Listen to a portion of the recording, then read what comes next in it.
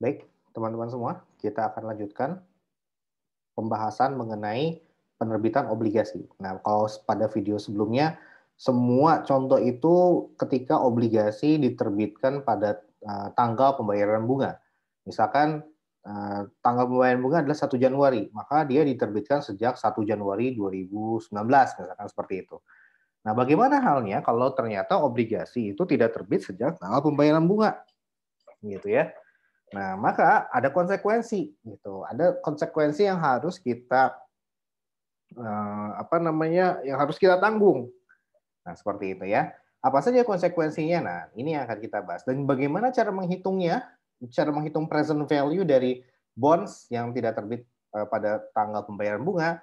Let's say tanggal pembayaran bunganya adalah 1 Januari 2019 gitu ya. Kemudian apa namanya? Kemudian bonds diterbitkan sejak tanggal 1 Mei. Nah, ini tanggal pembayaran bunganya 1 Januari 2019 misalkan, per 1 Januari biasanya tanggal pembayaran bunganya. Tapi bonds malah terbit 1 Agustus 1819. Nah, gimana konsekuensinya kalau kita menerbitkan bonds di tanggal 1 Agustus 2019? Nah, kemudian bagaimana cara mencatatnya? Bagaimana cara menghitung present value-nya? Tentunya tidak utuh kan, tidak utuh misalkan tenornya adalah 5 tahun. 5 tahun ini berarti sejak 1 Januari 2019, yaitu 1 Januari 2000 tambah 5 ya, 24. Nah, karena dia terbitnya tidak 1 Januari 2019, melainkan 1 Agustus 2019, maka angkanya tidak utuh 5 tahun. Artinya tenornya tidak bergeser ke 1 Agustus 2024. Nah, nggak kayak gitu kalau dia obligasi ya. Tidak seperti ini. Tetap jatuh temponya per 1 Januari 2024. Nah, seperti itu. Nah, oleh karena itu ini tidak 5 tahun, tapi kurang dari 5 tahun. Tepatnya 4 tahun, dari mulai Agustus, September, Oktober, November, Desember. 4, 5 per 12 gitu ya. Nah, 4 tahun 5 per 12 bulan. Nah, bagaimana cara menghitung present value untuk nilai bonds di tanggal 1 Agustus 2019? Nanti kita akan bahas ya melalui Excel dan kita akan bahas satu cara Kieso ya, cara Kieso, dan yang kedua caranya dosen-dosen STAN ya. Seperti itu. Oke, kita akan belajar dulu filosofinya ya. Ketika tidak terbit sejak tanggal pembayaran bunga, maka ada konsekuensi, yaitu apa? Selain menerima kas sejumlah present value, penerbit akan menerima pembayaran bunga dari pembeli sejumlah bunga dari tanggal pembayaran bunga terakhir sampai dengan tanggal penerbitan obligasi. Artinya kalau dia tanggal bunganya 1 Januari 2019 tadi ya, kemudian tanggal penerbitan obligasinya adalah 1 Agustus 2019, ya ini adalah sekitar berapa? 7 bulan ya, 7 bulan ya, karena kan 1 Agustus ya, Agustus kan bulan ke-8 ya, jadi 7 bulan. Nah, maka akan ada bunga yang seolah-olah nanti ditanggung oleh investor, ya seperti itu. Ya, jadi kita harus hitung dulu bunganya sepanjang 7/12 bulan ini, nanti ini akan seolah-olah dibayar oleh investor. Nah, kenapa saya bilang seolah-olah? Karena memang kenyataannya itu kita selaku investor untuk kalau kita mau beli obligasi, udah langsung net gitu. Jadi kita mau beli obligasi ya tinggal bebas klik mau beli yang mana, tinggal diklik, tinggal kita beli gitu. Nah, dan kita akan membayar sesuai dengan harga yang tertera pada kalau kita memakai aplikasi iPod gitu ya. Nah, aplikasi iPod, misalnya kita mau beli sukuk gitu. Nah, ini sudah ada nanti semacam reksadana-nya gitu ya. Yang mengolah khusus portofolio obligasi, tidak hanya sukuk saja, tapi nanti ada berbagai macam. Nah, nanti kita tinggal klik aja mau beli misalkan gitu ya, instrumennya adalah sukuk. Nah, sukuk itu ada banyak. Nanti sukuk negara, misalnya ada sukuk seri FR berapa gitu. Nah, ini dalam satu portofolio ya. Nah, nanti harganya adalah ya kita tidak akan melihat lagi kapan tanggal penerbitan eh, tanggal pembayaran bunga awal gitu ya, tapi tanggal penerbitannya pun kita tidak akan melihat gitu ya kalau selaku investor, tapi kita akan membayar sesuai dengan angka yang tertera dalam aplikasi iPod kita. Gitu. Berapa angka yang harus kita bayar? Ya sekitar misalkan segitu. Nah, oleh karena itu kita tidak akan menerima harus membayar bunga dulu kepada si penerbit sukuk gitu ya. Tetapi ya udah langsung pokoknya udah net aja. Nah, seperti itu ya. Nah, kalau kenyataannya seperti itu. Jadi kita membayar dalam jumlah yang net. tidak harus lagi membayar ke penerbit sukuk gitu ya. Nah, wong kita mau beli gitu kan, kita tidak langsung tidak ada pemisahan lagi, jadi udah langsung semuanya termasuk ke dalam harga dari obligasi yang kita beli pada saat itu ya.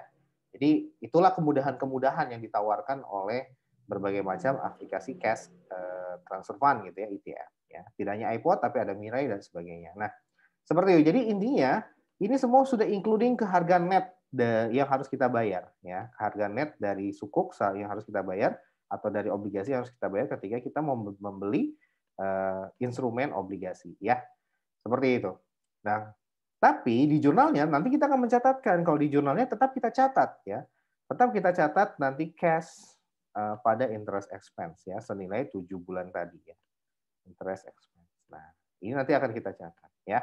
Nah, itulah konsekuensi ketika kita menerbitkan obligasi tidak sesuai dengan tanggal pembayaran bunganya ya. Jadi ada seolah-olah akan ada duit yang nanti kita terima dari investor. Nah, nanti akan duit yang kita terima itu tidak hanya present value dari prinsipal dan anuitas bunganya, tapi juga dari jumlah accrued expense bunga terutang selama 7 bulan tadi ya. Seperti itu. Nah, oke. Nah, tapi itu hanyalah sebagai pencatatan. Kalau kenyataannya nanti kita akan bayar harga yang oke.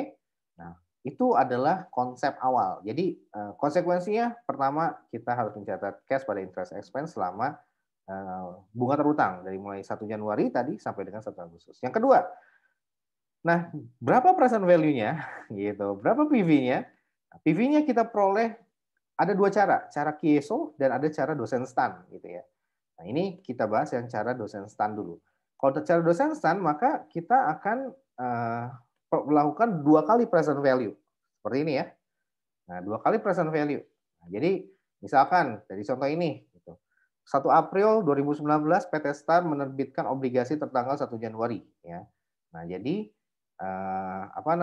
pada 1 April, nah harusnya kan 1 Januari 2019. Ya. Nah, jadi pada saat itu dia menerbitkan bunganya tidak sejak 1 Januari 2019, tapi sejak tanggal 1 April 2019. Nah, kalau seperti ini, maka ada dua cara. Untuk cara dosen stan, ada 2 langkah yang harus dilakukan. Pertama adalah kalian melakukan present value. Ya. Present value dari apa? Dari si anuitas dan si prinsipalnya. Kemana? Ke tanggal pembayaran bunga pertama, yaitu di tanggal 1 Januari 2020. Ya, jadi prinsipal, kemudian dan interest, kita present value-kan semua. Ya. Prinsipalnya single factor, interest-nya present value annuity. Nah, satu persatu. Ya. Kita present value-kan ke tanggal pembayaran bunga terdekat di 1 Januari 2020. Setelah itu, barulah kita present value-kan lagi ke tanggal 1 April 2019. Seperti itu ya. Nah, nanti kita akan lihat ya, yang di-present value-kan dari sejak 1 Januari 2020 ke 1 April 2019 itu tidak hanya present value dari principal dan interest saja, tapi nanti kita akan tambahkan 6.000 ini. Ya, dari mana Pak? Bunga yang sudah dibayar sejak 1 April sampai dengan 1 Januari 2020. Yaitu fractions-nya adalah 9/12 dikali berapa? Dikali dengan 8.000. Nah, jadi yang pertama, kita present value-kan ke tanggal pembayaran bunga pertama dari mulai 2024 ke 1 Januari 2020. Ya, yang di present value-kan ada 2. Satu principal, yang kedua adalah interest-nya. Ya, kalau principal dia hanyalah present value 1 kali saja, tapi kalau interest dia anuitas. Nah, kemudian tahap kedua yang ini ya, tahap kedua. Ya, kita present value-kan lagi dari mulai 1 Januari 2020 ke 1 April 2019 ya. Apa saja yang di-present value-kan? Ada 3 ya. Pertama prinsipalnya per 1 Januari 2020, kedua interest-nya, dan yang ketiga porsi interest yang kedua ya, interest yang kedua ya. Jadi ada 3. Ya, kalau yang pertama ya, 2 yang pertama ini berasal dari yang present value yang nomor 1, langkah pertama. Nah, untuk yang interest yang kedua itu berasal dari yang 9/12 fractions-nya ya, dikali dengan 8.000. Ya, hasilnya adalah 6.000. Nah, seperti ini ya. Nah, ketiganya present value kan ke tanggal 1 April 2019 dengan menggunakan tarif yang baru ya. Tarif faktor yang baru yaitu gimana? Ya tinggal fractions-nya ini 9/12 dikali dengan market rate-nya 7% ya. Sama dengan 5,25%. Nah, setelah itu gimana? Setelah itu barulah nanti difaktorkan 1 dibagi dengan 1 plus I ya. I-nya berapa? 5,25. Hasilnya adalah 1 dibagi 1,0525. Hasilnya 0,95 sekian.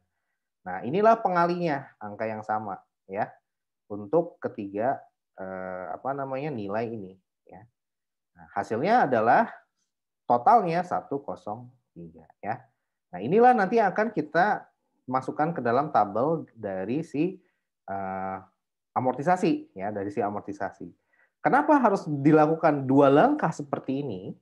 Filosofinya adalah karena ketika kita sudah melakukan 2 langkah ini dan ketika kita sudah mendapatkan nilai present value obligasi per 1 April 2019 dan kita taruh di periode ke-0 ya di tanggal 1 April 2019, maka di sini kita akan masukkan tuh ya.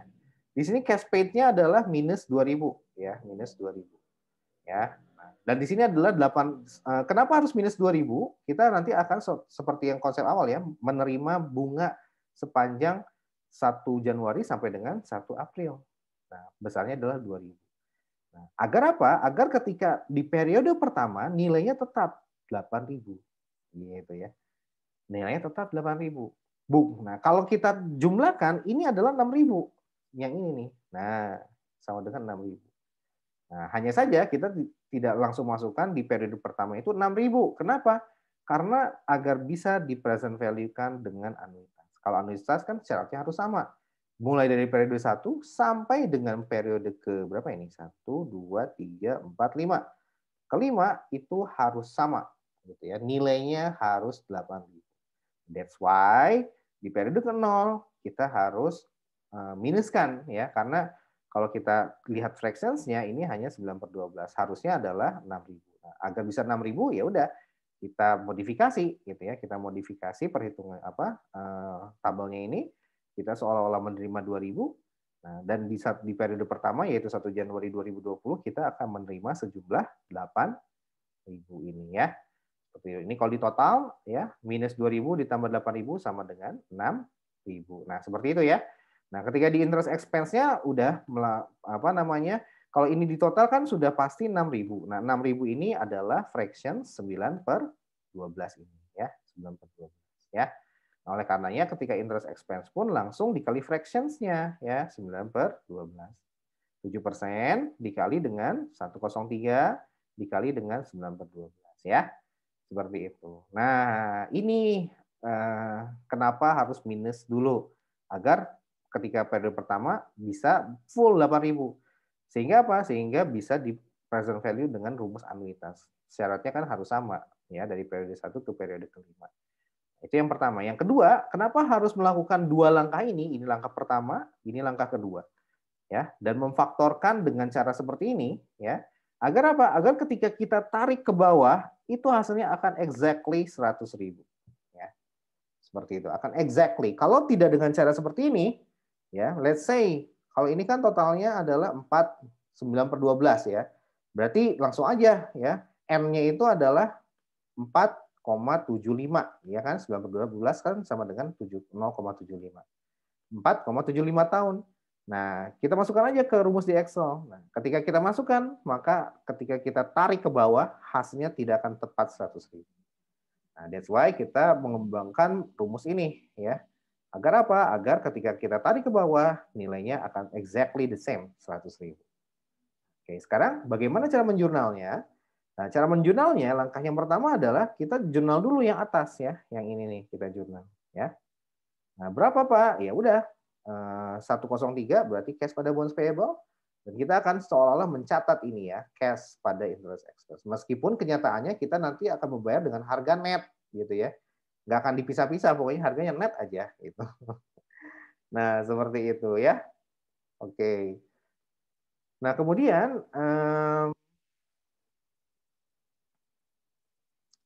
Nah, kemudian dari sini ketika membuat jurnal di periode pertama, kan periode pertamanya adalah 1 Januari karena bunga dibayar tiap tahun. Nah, berarti per 31 Desember kita harus bikin jurnal akrual ya. Karena expense sudah terjadi sepanjang 2019, tidak lagi harus menunggu 2020 ya. Oleh karenanya kita bikin nih jurnal interest expense ya. Karena expense di jurnal di 2019, maka konsekuensinya bonds payable-nya pun akan ikut gitu loh ya. Akan ikut. Berapa ikutnya? Akan ikut juga nempel sama dengan kemunculan dari interest expense-nya. Nah, gitu ya. Nah, sekarang gimana cara menjurnalnya? Hati-hati. Kalau di sini 5456 ya. Nah, sedangkan di sini 7456. Nah, ini harus hati-hati ya. Jadi ketika menggunakan tabel ini kalian harus berhati-hati. Jadi hanya untuk periode pertama saja agak berbeda gitu ya. Kita harus tidak mencantumkan 5456. Jadi kalau pakai Excel tidak bisa sama dengan yang sel yang ini. Tapi harus ditambahin dulu dengan 2000 gitu. Kenapa? Karena ada pencatatan penerimaan cash pada interest expense di 1 April 2019. Nah, sehingga ini kalau kita kalau kita jumlahkan gitu, expense-nya dikredit ya 1 April. 31 Desember expense-nya di debit ya. Ketika kita jumlahkan hasilnya akan sama dengan 545. Nah, jadi berhati-hati ya ketika terbitnya di antara tanggal pembayaran bunga, maka kita harus berhati-hati ketika menuangkannya ke dalam jurnal. Khususnya yang periode pertama saja. Begitu periode kedua dan seterusnya udah bisa langsung diambil pakai sama dengan kalau di Excel ya. Nah, seperti itu. Nah, bagaimana penjelasan kalau kita contoh di Excel-nya nanti akan saya berikan setelah video ini ya. Baik. Nah, itulah langkah-langkah yang harus kita lakukan ketika ada obligasi yang terbit tidak sejak tanggal pembayaran bunga. Ya, jadi 2 langkah ya. Present value-kan ke tanggal pembayaran bunga pertama ya. Kemudian setelah itu tahap kedua present value-kan ke tanggal 1 April ya. Ya, untuk tahap pertama ada 2 yaitu pokok dan bunga ya. Kemudian yang tahap kedua ada 3 ya. Selain pokok dan bunga ditambah lagi bunga terutang, bunga yang sudah dibayar per 1 April 2019 sampai dengan 1 Januari 2020. Ya, fractions-nya 6 itu. Nah, ini baru kita present value-kan ke tanggal 1 April atau dengan fraction 9 per 12 bulan. Nah, demikian. Semoga bisa bermanfaat. Dan sampai jumpa lagi pada video selanjutnya. Dan jangan lupa like and subscribe guys. Thank you.